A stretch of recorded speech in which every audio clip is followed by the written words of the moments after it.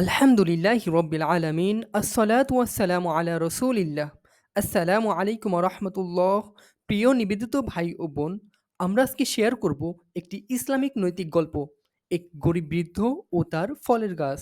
একদা এক গরিব বৃদ্ধ লোক ছিলেন, যিনি ছোট্ট একটি জমিতে একটি আম গাছ লাগিয়েছিলেন।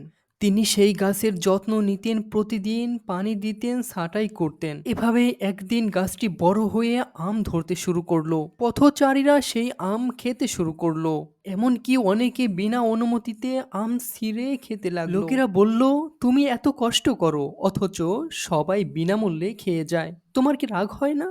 সেই বৃদ্ধ আল্লাহ ভীরু লোকটি হেসে বললেন, দেখুন ভাই, আমি আল্লাহর সন্তুষ্টির জন্য কাজ করি। যেহেতু মানুষের উপকার হচ্ছে, আল্লাহ তাতে খুশি হবেন, এটাই আমার জন্য যথেষ্ট। গল্পটি থেকে নৈতিক শিক্ষা হলো, নিঃস্বার্থতা ও আল্লাহর সন্তুষ্টির জন্য কাজ করা একটি মহান গুণ। কোনো ভালো কাজ করলে মানুষ কি বলল, কি পেলাম কি না পেলাম সেটি বড় বিষয়। আল্লাহ খুশি হলেন কিনা সেটি আসল বিষয়।